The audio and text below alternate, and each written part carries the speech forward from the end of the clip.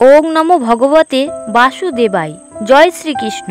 রাধে রাধে। বন্ধুরা, বৈশাখের কৃষ্ণপক্ষের একাদশীর নাম বরুথিনী একাদশী। তাই এই বরুথিনী একাদশী কবে পালিত হবে এবং কোন দিনে এই বরুথিনী একাদশীর ব্রতটি আপনারা পালন করবেন তা অবশ্যই আজ আপনারা জানতে পারবেন এই ভিডিওটির মাধ্যমে। নমস্কার বন্ধুরা, ঈশ্বর ভক্তি চ্যানেলে আপনাদের সকলকে স্বাগত জানাই। ভারতীয় দর্শন, শাস্ত্র এবং বিভিন্ন দেবদেবীর পূজা অর্চনা পদ্ধতি এই চ্যানেলের মূল আলোচনার বিষয়বস্তু। বন্ধুরা, বিশ্বাস করা হয় যে এই দিনে ভগবান বিষ্ণুর পূজা এবং উপবাস করলে 10,000 তপস্যার ফল লাভ হয়। তাই অবশ্যই আপনারা এই বরুথিনী একাদশীর ব্রতটি ভক্তি সহকারে পালন করবেন। বন্ধুরা, এই একাদশী তিথিকে ভগবান বিষ্ণুর রূপ বলে মনে করা হয়।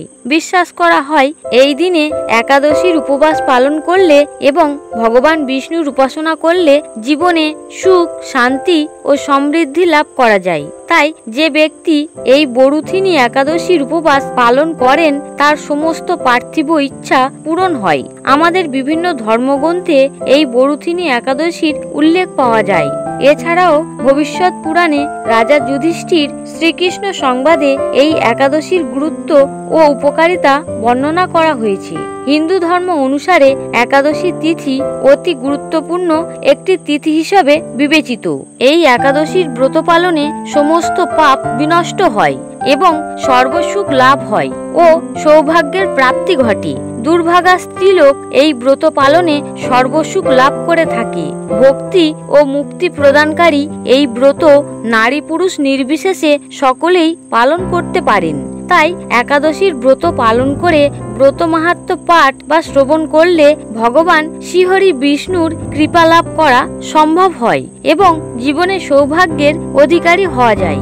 আমাদের সনাতন ধর্মে এই একাদশী তিথিকে ভগবান বিষ্ণুর আশীর্বাদ লাভের সব থেকে শুভ দিন বলে বিবেচনা করা হয়। তাই এই দিনে ভগবান বিষ্ণুর উপাসনা করলে জীবনে সুখ ও সমৃদ্ধি আসে এবং একজন ব্যক্তি মানসিকভাবে শক্তিশালী হয়ে ওঠে আর সেই ব্যক্তি সমস্ত পাপ থেকে মুক্তি লাভ করে। হিন্দু পঞ্জিকা অনুসারে এই বছর অর্থাৎ 1432 বঙ্গাব্দ 2025 সালে এই বরুথিনী একাদশী পড়েছে 10ই বৈশাখ 24শে এপ্রিল বৃহস্পতিবার। তাই আপনারা অবশ্যই এই বৃহস্পতিবার একাদশীর উপবাস পালন করবেন। এই বরুথিনী একাদশীর তিথি শুরু হচ্ছে আগের দিন 9ই বৈশাখ 23শে এপ্রিল বুধবার সকাল 11:44 থেকে এবং এই তিথি থাকছে পরের দিন অর্থাৎ 10ই বৈশাখ 24শে এপ্রিল বৃহস্পতিবার সকাল 10:05 পর্যন্ত।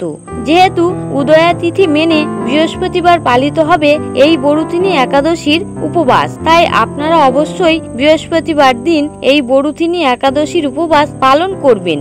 এই বরুথিনী একাদশী পালনের সময় থাকছে পরের দিন অর্থাৎ 11ই বৈশাখ 25শে এপ্রিল শুক্রবার সকাল 8:08 পর্যন্ত।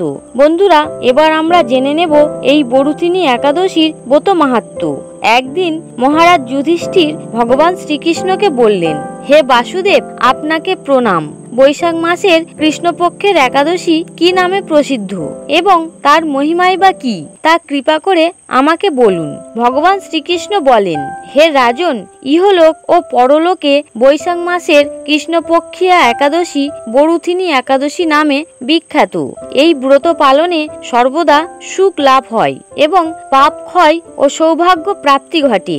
দুর্ভাগা স্ত্রীলোক এই ব্রত পালনে সর্বসৌভাগ্য লাভ করে থাকে। ভক্তি ও মুক্তি প্রদানকারী এই ব্রত সর্বপাপ হরণ এবং গর্ভবাস যন্ত্রণার বিনাশ করে। এই ব্রতের প্রভাবে মান্ধাতা, ধুন্ধুমার প্রমুখ আদি রাজা দিব্যধাম লাভ করেছেন। এমনকি ভগবান শিবও এই ব্রত পালন করেছিলেন। 10,000 বছর তপস্যার ফল কেবলমাত্র এই বরুথিনী একাদশীর ব্রত পালনে লাভ হয়। যে শ্রদ্ধাবান ব্যক্তি এই ব্রত পালন করেন তিনি ইহলোক ও পরলোকে সমস্ত প্রকার বাঞ্ছিত ফল লাভ করেন। হে নৃপশ্রেষ্ঠ, অশ্বদান অপেক্ষা গজদান শ্রেষ্ঠ। গজ থেকে ভূমিদান এবং তা থেকে তিলদান, তিলদান থেকে স্বর্ণদান এবং তা অপেক্ষা অন্নদান শ্রেষ্ঠ। অন্নদানের মতো শ্রেষ্ঠ দান আর নেই। পিতৃলোক, দেবলোক ও মানুষেরা অন্নদানই পরিতৃপ্তি হন। পণ্ডিতেরা কন্যাদানকে অন্নদানের সমান বলে থাকেন। স্বয়ং ভগবান গোদানকে অন্নদানের সমান বলেছেন। আবার এই সমস্ত প্রকার দান থেকেও বিদ্যাদান শ্রেষ্ঠ। কিন্তু এই বরুথিনী একাদশীর ব্রত পালনে সেই বিদ্যাদানের সমান ফল লাভ হয়ে থাকে। পাপমতি যে সকল মানুষ কন্যার উপার্জিত অর্থে জীবন ধারণ করে, পূর্ণ ভয়ে তাদের নরক যন্ত্রণা লাভ করতে হয়। তাই কখনো কন্যার উপার্জিত অর্থ গ্রহণ করা উচিত নয়। যে ব্যক্তি বিভিন্ন স্বর্ণালঙ্কার সহ কন্যা দান করেন, তার পুণ্যের হিসাব স্বয়ং চিত্রগুপ্ত করতে অসমর্থ হন। কিন্তু বরুথিনীর ব্রত কন্যাদানের থেকে বেশি ফল প্রদান করে। ব্রতকারী ব্যক্তি দশমীর দিন কাঁসার পাত্রে ভোজন করুন। মাংস, মসুর ডাল, ছোলা, তেল, মধু, অন্যের প্রদত্ত অন্নগ্রহণ, 2 বার আহার ও মৈথুন পরিত্যাগ করবে। নেশা জাতীয় দ্রব্য, দিবানিদ্রা, পরনিন্দা, পরচর্চা, প্রতারণা, চুরি, হিংসা, মৈথুন, ক্রোধ ও মিথ্যা বাক্য একাদশীর দিনে বর্জনীয়। হে রাজন, এই বিধি অনুসারে বরুথিনীর ব্রত পালনে সকল প্রকার পাপের বিনাশ এবং অক্ষয় গতি লাভ হয়। যিনি হরিবাসরে রাত্রি জাগরণ করে ভগবান শ্রীহরি বিষ্ণুর পূজা করেন, তিনি সর্বপাপ মুক্ত হয়ে পরম গতি লাভ করেন। তাই সূর্যপুত্র যমরাজের যাতনা থেকে পরিত্রাণের জন্য পরম যত্নে এই একাদশীর ব্রত পালন করা কর্তব্য। বরুথিনী একাদশীর ব্রত কথা শ্রদ্ধা ভরে পাঠ বা শ্রবণ করলে সহস্র গোদানের ফল লাভ হয় এবং সর্বপাপ থেকে মুক্ত হয়ে বিষ্ণুলোকে গতি হয়। এই বলিয়া ভগবান শ্রীকৃষ্ণ এই বরুথিনী একাদশীর ব্রত মাহাত্ম্য তথা ব্রত কথা পাঠ সমাপ্ত করিলেন। বন্ধুরা, একাদশীর মূল কাজ হলো নিরন্তর ভগবানকে স্মরণ করা। তাই আপনারা যে নিয়মে যে সময়ে এই ব্রত পালন করুন না কেন, বা কোনো কারণে যদি ব্রত পালন করতে নাও পারেন, তাহলে কেবলমাত্র ভক্তিভরে ভগবানকে স্মরণ করে একাদশীর দিন যদি একটি প্রদীপ প্রজ্বলন করে এই ব্রত কথাটি শ্রবণ করতে পারেন, তাহলেও এই ব্রতের পূর্ণ ফল অনেকাংশে লাভ করতে সক্ষম হবেন। বন্ধুরা, একাদশীর ব্রতের নিয়ম অনুসারে আপেল, আঙুর, কলা, ডালিম ইত্যাদি ফল এই দিন গ্রহণ করতে পারেন।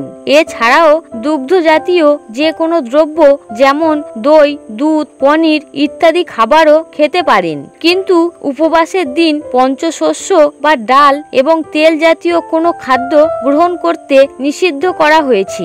বন্ধুরা, আশা করি ভিডিওটি আপনাদের ভালো লেগেছে। যদি কোনো প্রশ্ন বা মতামত থাকে তাহলে নিচের কমেন্ট বক্সে অবশ্যই জানাবেন। সকলে ভালো থাকুন, সুস্থ থাকুন এই কামনা করে আজকের মতো ভিডিওটি এখানেই শেষ করলাম। হরে কৃষ্ণ।